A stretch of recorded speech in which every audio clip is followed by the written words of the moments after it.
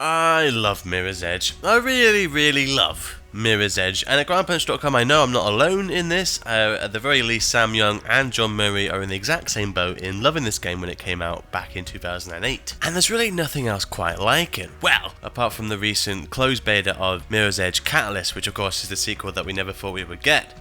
Ever. A lot of the guys from the site have played it, enjoyed it from what I can tell, and all around seems to be an interesting take, a different take on what to do with a series that when it initially came out didn't really sell very well. And that in itself isn't really a surprising thing. I mean, it's a dice game, but it's not a Battlefield game. It costs $60, but it takes around 6 hours to complete. But, you know, those guys missed out. They really did miss out, because Mirror's Edge is a slick, stylish, inventive, and just gorgeous game. And especially when you consider the gaming landscape in 2008, with particular focus to first-person shooters. In that same year, we had Far Cry 2, Crysis, World at War, and Brothers in Arms Hell's Highway. And Mirror's Edge is nothing like any of these games. Because in 2008, shooters largely focus on a kind of stop and start gameplay. Most still do, in all fairness. Players make their way to an encounter, decide on how to deal with it, and then engage. But with Mirror's Edge, the destination was the journey itself. And what matters most is the choice that you make about how to handle individual motions, be it a stride, a vault, or a lunging grasp, and how those mix together to form one continuous flow. And it's this flow, this focus on each individual movement, is what makes Mirror's Edge so special. It's as much a rhythm game as anything else. You know, it's not about planning how to tackle an encounter, but about picking your next move and doing it quickly enough that you move from one point to another without interruption. Games like Far Cry or Crysis, they were about encounters that stop you from moving, and Mirror's Edge is a game where stopping to make a decision is a bad thing. It requires a different kind of intelligence of the player, and that's why even 10 years later, it still stands out. Anyway, all this stuff was going through my head as I was playing the Catalyst beta. I finished that, and then immediately wanted to go back to the original game. It'd been quite a few years at that point, but I just wanted to see how the two compared and contrasted. So what I've got today is a let's play of the second chapter, which was called Jackknife, and is perhaps my favourite level of the entire game. In many ways, it's a bit like the silent cartographer level from Halo in that Jackknife represents the rest of the game. It perfectly demonstrates its successes in terms of flow, level design, and pacing, which in this level it changes up constantly. So the setup is quite simple. Jackknife, a former runner, has information that's crucial to you. You've got to go find him. It's a nice, simple objective. But wow, this level is a doozy. Right, let's get on with it.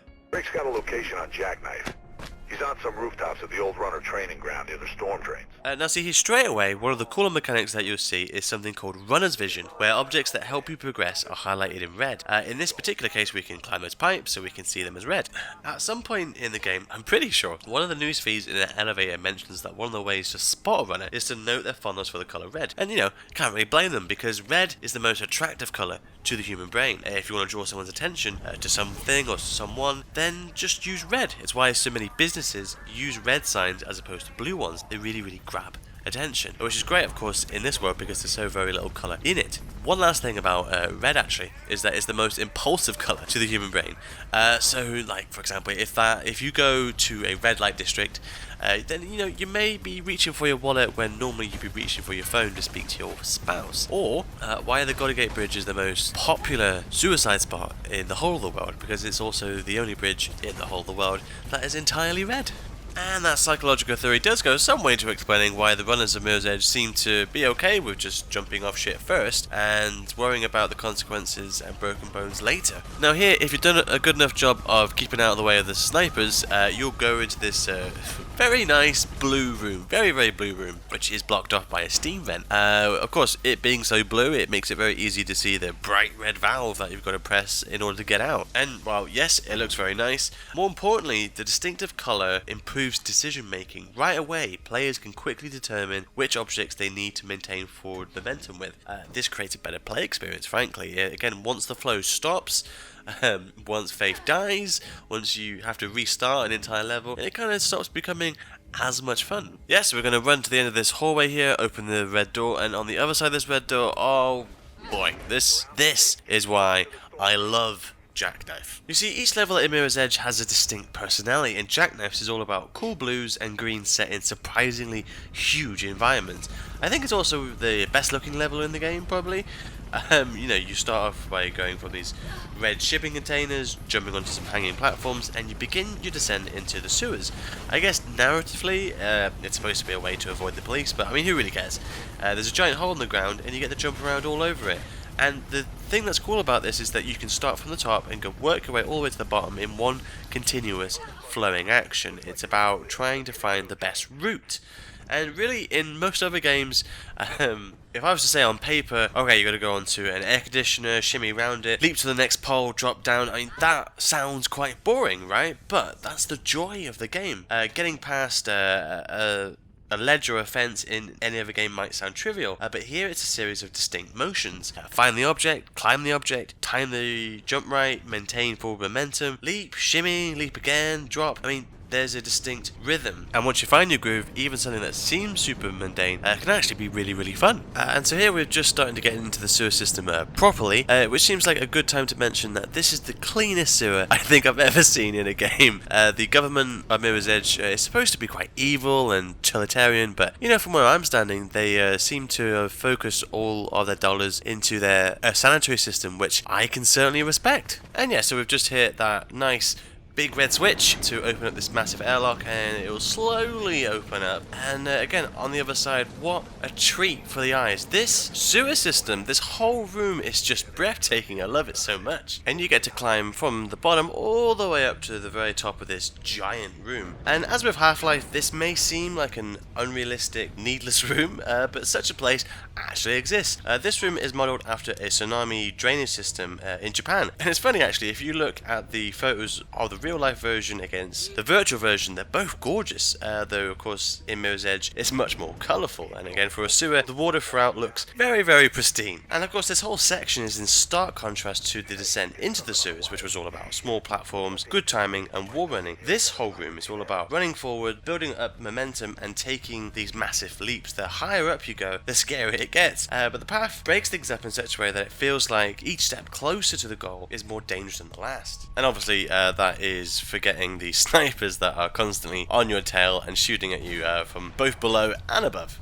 Very, very soon, if I remember correctly, there is going to be a guard that kind of gets in your way, a sniper, and he does frustratingly stop your momentum somewhat, but he's just one guy. He can be quite easily dealt with, but it can be quite a drag. If you wanted to, if you really, really wanted to, you can get a hold of his sniper rifle and shoot back at your assailants, but like, why would you do that? Just holding a gun in this game feels intrinsically wrong, and I wish they never implemented it into the original game. It's just not good. It's not good. But yay, we're now at the top.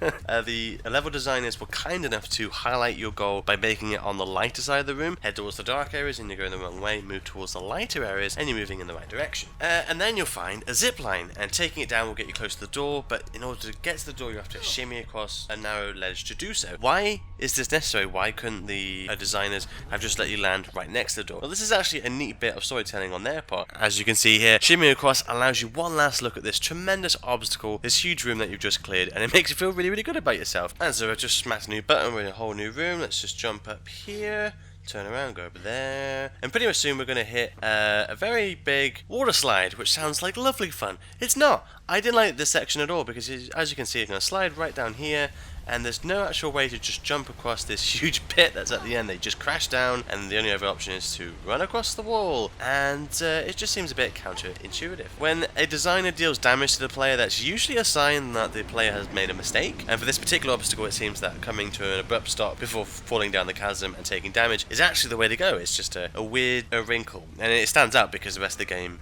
and it's designed so peerless. Anyway, huzzah! We're finally out of the sewers and we're heading our way up. I'm going to skip the next couple of minutes because it's just the same motions as you've seen before at the start, and we've just hit another big red button which will send a large bit of red scaffolding back up. You can just jump on it and then enjoy the ride up and really appreciate the scope of this room, and again the obstacle that you've just negotiated across. Yeah, this jump is actually quite tricky. You got to time it just right. There we go. And we're gonna go up and finally escape this bloody sewer drain and eventually find yourself accosted by a bunch of very angry men with guns. Now, because I've played this game quite a few times back in the day, there is a route that I'm taking now which is just far away from all those men that you go right around. I'm actually just gonna skip this entire sequence anyway because frankly I just despise it. I really don't like going up against hordes of guys. It's just never fun, and it's not what the game's particularly built for, and I'm really glad to see that improvements have been made in that area. With the beta, you know,